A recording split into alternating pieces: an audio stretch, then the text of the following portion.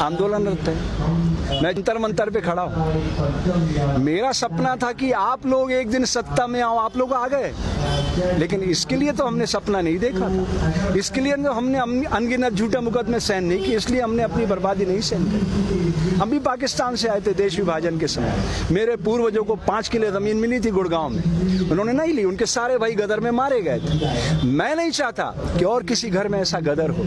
Please आप मेरी भावना समझिए नरेंद्र भाई, आपने कोई बलिदान नहीं दिया देश के लिए, आपके घर से कोई मरा नहीं है। जिनके घरों में लाशें बिछती है ना, वो उस दर्द को जानते हैं। तो इस दर्द को समझिए नरेंद्र बाबू, इसमें आपका, मेरा, समाज का, देश का, मानवता का हित निहित है।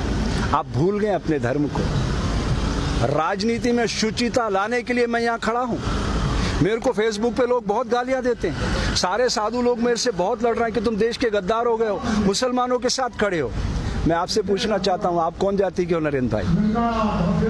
अगर मैं ये कहूँ हिंदू मुस्लिम सिख ईसाई समझो अपनी शान को, मजहब की दीवारों में मत बांटो हिंदुस्तान को, तो मैं ठीक कर रहा हूँ? मैं देश को बांट रहा हूँ। आप समझ रहे हो मेरी बात नरेंद्र बाबू? समझ रहे हो ना? ना मैं हिंदू बनूं ना तुम मुसलमान बनो, मैं भी इंसान बनूं तुम भी इंसान बनो। यही सपना लेके आए थे ना आप, उस सपने को आकार दो ना। अभी कुछ नहीं बिगड़ा, 2024 में चुनाव है, 48 घंटे में रोज नाम तो बंद हो जाता है। पुलिस आपकी है, ये सारा देश आपका, सारा देश आपसे प्यार करता है। क्यों नफरत के बीज बो रहे हो आप? मैं अंत में इतना कहना चाहता हूँ मेरे दोस्त नरेंद्र बाबू, प्रकृति सदैव हिंसा का फल दुख, दया का फल आनंद बरसाती रहती है। इसके खिलाफ मैं जानता हूँ ये देश आपका कुछ नहीं बिगाड़ सकता, क्योंकि आपके पास 303 लोग, लेकिन उस कायनात की शक्ति को आप जानते हैं ना। आपको तो अच्छे से पता है अटल जी की मौत कैसे हुई। बोल दूं मीडिया पर, लाल टपकती रही, अंत में 2 दिनों तक आपने एम्स में छुपाए रखा उनकी मौत को, मालूम है ना? ऐसी मौत मरना चाहते हो क्या आप?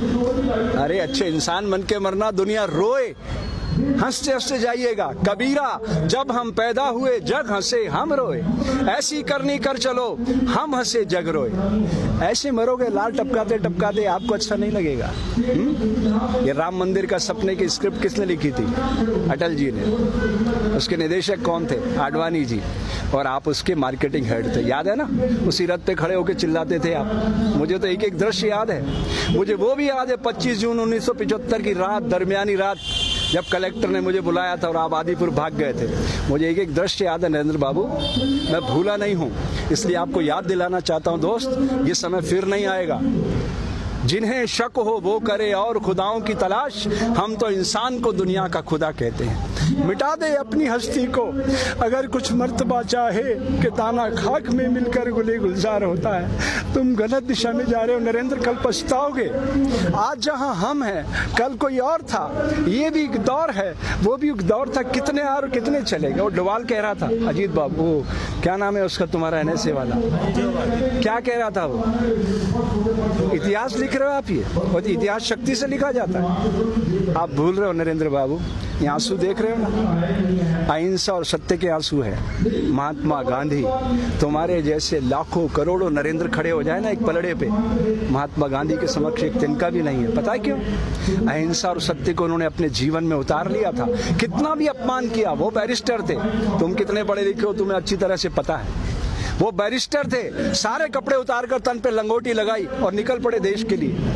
आज अगर इस तरह दंगे हो रहे होते ना, तो मैदान में आ जाते और खड़े हो जाते सामने। वो एक शख्स था जो भारत में खड़ा होकर मुसलमानों की पैरवी कर सकता था और पाकिस्तान में खड़ा होकर हिंदुओं की पैरवी कर सकता, इसलिए महात्मा गांधी कहलाया।